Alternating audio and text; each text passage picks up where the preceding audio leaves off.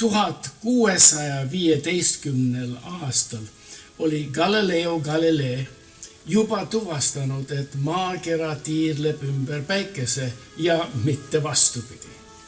See teadmine oli ketserlik ja vastuolus katoliku kiriku õpetusega. Teades, et palju teda ei usu ja et ennast ja enda leiutust kaitsta, Galileo kirjutas kirja Lorraine Marie Christinele. See oli Toskaana hertsogi Cosmo de Medici emale, kelle õukonnas Galilea töötas matemaatiku ja filosoofina. Kiri, milles Galileo palus kaitsmiseks tuge, lasti pärast trükki pealkirjaga Piibli tsitaatide kasutamise kohta teadusküsimustes.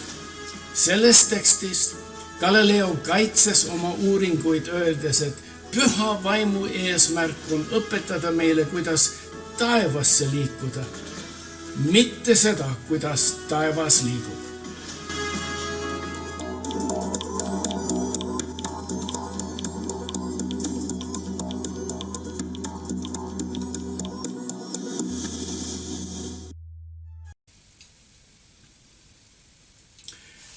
Galileo uurimised tõestavad, kuidas tõde muutub.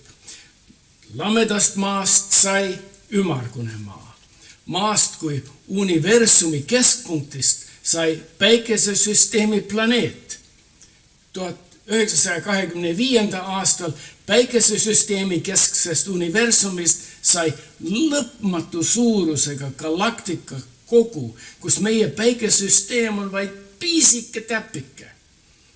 Mõned ikka usuvad piibli kirjutust Noa suur üleujutusest, kuigi ajaloolased on selgeks teinud, et see lugu on asüürlaste Gilgameshi muinasjutust pärit. Oli aeg, kui arvati, et haigused on põhjustatud halvaks läinud verest ja haiget raviti verelaskmisega. Arvati ka, et katk oli põhjustatud sisse hingatud eetrist ja katku arstid kandsid kaitsemaski, mille nokkas oli aromaatsed taimed. Nüüd haiguste põhjuseks nimetatakse bakterid, viirused ja isegi geneetikat ja kaitseriietus on kilest, aga õhumaski on sageli ikkagi vaja. Arusaamised muutuvad ainult sellepärast, et meil on pühendunud teadlased, kes süvenevad kõigisse mureküsimustesse ja pidevalt leiavad paremaid ja täpsemaid seletusi loodusnähtustele. Nende leiutused ei pruugi olla täiuslikud ega lõplikud. Tõenäoliselt tulevad uued teadlased asemele, kes nihutavad teadmiste piire veelgi kaugemale edasi. Nagu Galileol kogemus, sageli uusi avastusi ei aktsepteerita kergesti.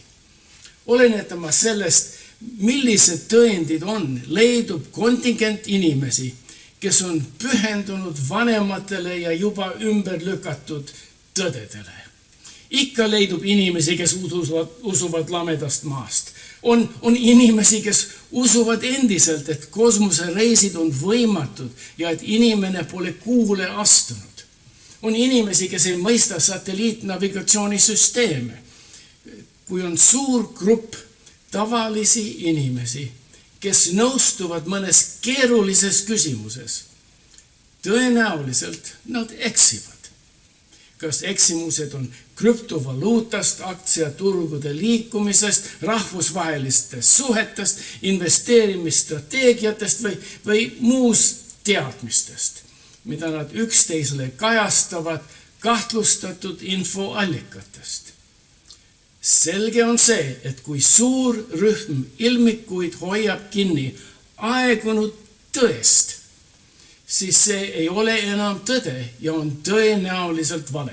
Nagu ma olen ennegi öelnud, väärikalt vananemine nõuab avastamist, et paljud kindlad tõekspidamised olid alati valed. Konsensusliku kinnituse alusel ei ole tehtud ühtegi olulist teaduslikku avastust. Ainult teadlased, kes töötavad suhteliselt iseseisvalt ja isoleeritult edendavad teadust. Seetõttu võib sotsiaalmeedial olla teaduste levitamisel väga negatiivne mõju. Sotsiaalmeediat kasutavate miljardite hulgast leiavad maailma hullud üksteist ja julgustavad end sarnaste vandenõuteooriate ja valeteadmistega. Kaine mõistusele on rünnak, kui inimesed, kelle informatsioon tuleneb kuulujutust ja näoraamatu postitustest, esitavad oma arvamusi, nagu need oleks teadlaste arvamustele võrdsed. Kõik arvamused pole võrdsed, kuigi sotsiaalmeedia esitlusel näivad nii. Eriti kahjulik on ühiskonnale, kui poliitikud tõstavad sõna keeruliste teemadel, millest nende oma arusaamine on pärit ka rahva ja mitte teadlaste informatsioonist. Poliitikud vajavad kontingentjärgijaid ja sotsiaalmeediast on erinevaid kontingente leida.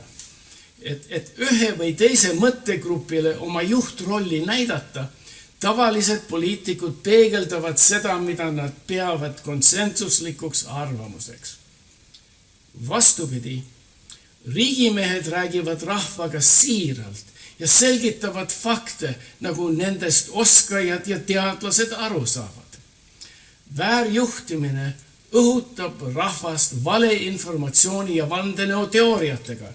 Õige juhtimine seisneb teadlaste poolt kinnitatud informatsiooni levitamises ja faktide najal rahva arusaamist ja liikumist mõjutada. Fantastiliselt rumalad seadusandjad, kes ei tea asjadest, raskendavad valitsemise ja avaliku poliitika edendamist. Ma ei taha Eesti poliitikuid luubi alla võtta. Teie oskate seda paremini teha kui mina ja mäletate, missugused esindajad meil on. Meil on ju poliitikud, kes usuvad tulnukatesse ja Venemaa poliitika heaolekusse. Aga tuletame meelde, milliste absurdsete väljaütlemistega on Ameerika poliitikud proovinud naiivseid juhtida emotsionaalsete, aga siiski valeargumentidega. Missouri osariigi kongressi liige Todd Akin väitis, et seaduspärasest vägistamisest põhjustatud rasedus on haruldane, kuna naisorganismil on viise, kuidas proovida kogu see asi välja lülitada. No Akini seisukoht on äärmiselt ebateaduslik. Rasedus nõuab ainult spermat ja mõne rakku ning pole vahet, millistes tingimustes need kaks kohtuvad. Endine Pennsylvania senaator Rick Santorum on innukas globaalse soojenemise eitaja, taunides kliimamuutuse hoiatusi kui pettust. Ühes energia tippkohtumisel ta kommenteeris: süsinikdioksiidi ohud? Öelge seda taimedele, kui ohtlik on süsinikdioksiid. Muidugi taimed vajavad fotosünteesiks süsinikdioksiidi. Aga mida öeldakse liiga palju hea kohta? Ajakirjas Photosynthesis Research avaldatud 1985. aastal avaldatud uuringu kohaselt võib liiga palju CO2 tegelikult mõnedes taimedes fotosünteesi vähendada. 2010. aasta ajakirjas Science avaldatud uuringu kohaselt võib CO2 üledoseerimine takistada ka mõnel heinataimel, sealhulgas nisul, omastamist nitraate, mis on taimede kasvu jaoks üliolulised toitained. Ja ärme unustame, et süsinikdioksiid on kasvuhoonegaas, mis püüab meie atmosfääri soojust kinni. Sellisena võib gaas tõsta keskmist temperatuuri, mis sulatab jäämütsid, tõstab meretaset ja põhjustab äärmuslikumaid ilmastikunähtusi.